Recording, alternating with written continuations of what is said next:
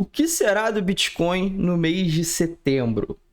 Eu acho que esse talvez seja um dos assuntos mais emblemáticos aí dos últimos dias. A gente abre o YouTube e a gente vê uma enxurrada de opiniões divergentes.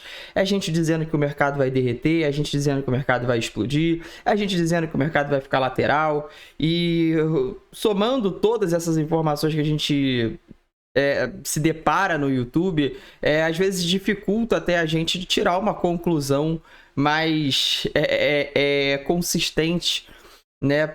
Devido a essa grande enxurrada de informações que a gente vê aí, divergentes entre vários analistas aí. Eu não estou aqui para criticar o trabalho de ninguém, tá? Até porque o mercado, a grande realidade é que o mercado nada mais qualquer tipo de análise, ela é probabilística, né? A gente não tem uma bola de cristal para de fato saber o que vai acontecer. Então, por isso existem opiniões divergentes, né? E eu respeito a opinião de cada um.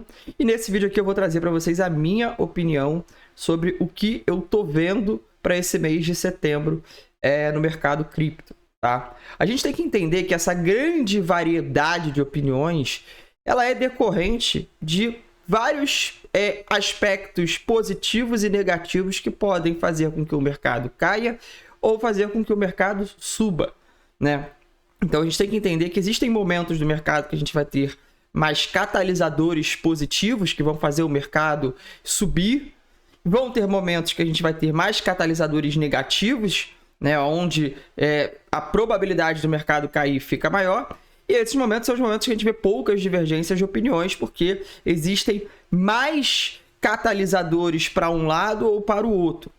No caso do momento atual, a gente está em um momento onde a gente tem vários aspectos econômicos fundamentalistas, até mesmo do mercado cripto, que trazem essas divergências, né?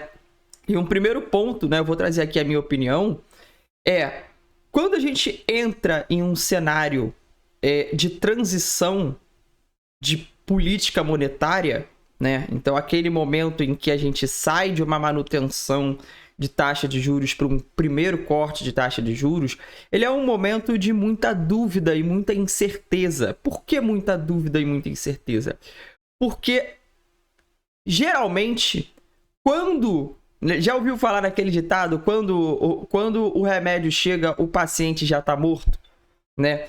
Essa grande incerteza é o medo do remédio, que é o corte de taxa de juros, né? Que é um primeiro mecanismo para uma entrada de liquidez no mercado cripto, chegar tarde demais. E isso provocar uma recessão no mercado, né? Então, o primeiro ponto pessimista que a gente tem, que muitos analistas acreditam em uma queda por conta disso, é um medo iminente de uma recessão econômica nos Estados Unidos, que certamente traria aí mais alguns meses de queda no mercado cripto, antes da gente ver de fato uma alta legítima, tá? Então, esse é o primeiro ponto principal de analistas que acreditam em queda no mercado, né? Então também tem outras questões macroeconômicas, Japão elevando taxa de juros, indo na contramão aí do resto do mundo, mas o Japão também tiveram alguns fatores internos deles lá que colaboraram de certa forma com isso, né? Mas a gente tem esse primeiro ponto, que é um ponto super relevante, que é um medo de recessão. Então agora, quando antes os indicadores de mercado de trabalho que a gente torcia para que eles viessem mais fracos, né, porque quando os indicadores de mercado de trabalho eles vêm mais fracos, eles automaticamente influenciam na inflação, porque mercado de trabalho mais fraco diminui consumo, se diminui consumo, diminui inflação. Perfeito? Só que quando a gente está naquele limbo entre uma mudança de política monetária, né, entre um momento de apertamento para um momento de expansão, existe essa expectativa de corte de taxa de juros e entrada de liquidez junto a um medo de recessão, o medo do remédio chegar depois que o paciente já está morto, né? Então, o que acontece? Quando a gente tem esse medo de recessão, quando antes o cenário era um cenário que a gente torcia para que os dados de mercado de trabalho viessem mais fracos, agora a gente torce para que os dados de mercado de trabalho venham mais fortes para afastar a possibilidade de uma recessão. Por quê? Porque o que gera a recessão, geralmente o que puxa uma recessão, é exatamente o desemprego. Então, se esses dados vierem dentro de uma projeção um pouco mais otimista, certamente o mercado ele fica mais tranquilo quanto a isso, né? Então, esse momento de transição ele é um momento onde a gente precisa ter um equilíbrio entre os indicadores de inflação e os indicadores de mercado de trabalho, que antes eles não se comunicavam, enquanto um tinha que vir fraco, o outro tinha que vir mais forte. Agora, a gente precisa ter tanto os indicadores de inflação vindo mais fracos, quanto os indicadores de mercado de trabalho vindo mais fortes. Tá? Então, esse é um primeiro ponto que a gente precisa entender aqui. Tá? Caio, mas um corte de taxa de juros que está previsto para esse mês de setembro não seria uma informação mais positiva do que a informação do medo da recessão? Depende. Depende e depende muito. Depende de qual ponto percentual que vai ser esse corte de taxa de juros. Depende da expectativa de mais quantos cortes de taxa de juros a gente vai ver nesse ano. Então, a gente tem que avaliar muito bem, porque qualquer informação que traga uma ideia de uma possível recessão incontrolável, não adianta nenhum indicador de inflação vir mais fraco ou cortes de taxa de juros não vai resolver o problema no curto prazo. A gente sabe que isso vai resolver no longo prazo, quando o governo começar a imprimir mais dinheiro, gerar mais liquidez e o dinheiro voltar para o mercado. Né? Então, num primeiro momento, de fato, é um momento de queda. O que eu, Caio, estou pensando disso? Tá? Eu, particularmente, não acredito em uma recessão antes da eleição. Tá? Eu acho pouco provável. Eu acho que a gente vai ter, sim, agora um corte de taxa de juros no mês de setembro. Caio, isso significa que o mercado vai explodir? Pode ser que a gente tenha uma alta especulativa no mês de setembro. Porém, eu acho que, de fato, o efeito dos cortes de taxa de juros, eles vão começar a partir do ano que vem, tá? Uma opinião pessoal minha. E até lá, a gente precisa ter um controle de mercado de trabalho muito eficiente para que a gente não fortaleça esse medo de uma recessão econômica. Eu acredito que até a eleição, né, que se eu não me engano é em novembro, isso não vai acontecer. Tá? E a gente também tem uma outra questão, né? O mês de setembro ele tende a ser um mês positivo. Na minha opinião, ele tende a ser um mês mais lateralizado. A gente pode ter uma alta de curto prazo por conta de um primeiro corte de taxa de juros. Eu acredito que se os dados, né, daqui a pouco, hoje é quarta-feira, daqui a 50 minutos vai sair um dado do JOLTS, né, que geralmente é um dado que antecipa como pode vir o payroll na sexta-feira. E eu acho que se esse dado ele vier dentro da expectativa, ele já vai deixar o mercado um pouco mais confortável e mais confiante.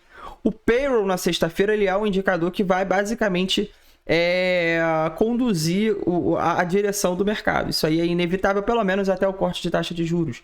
Então, se a gente vê um payroll aí bem mais fraco, é provável que a gente tenha quedas no mercado até o dia do corte da taxa de juros. Cortou a taxa de juros, pode ser que o mercado tenha uma breve recuperação para depois lateralizar e aí sim o investidor ir ganhando confiança para a gente ver aí uma alta de médio prazo. Tá? Então, a gente tem as eleições em novembro, que caso o Trump vença as eleições, é um fator catalisador também, independente de opinião política, isso é um fato. O Trump ele é um presidente pró-cripto, ele já tem promessas de campanha favoráveis ao mercado cripto, então isso de fato seria mais um catalisador. Mas para o mês de setembro, eu acredito que vai ser um mês mais lateral, tá? Por mais que a gente tenha um mês volátil, tá? Isso não significa que a gente não vai ter volatilidade.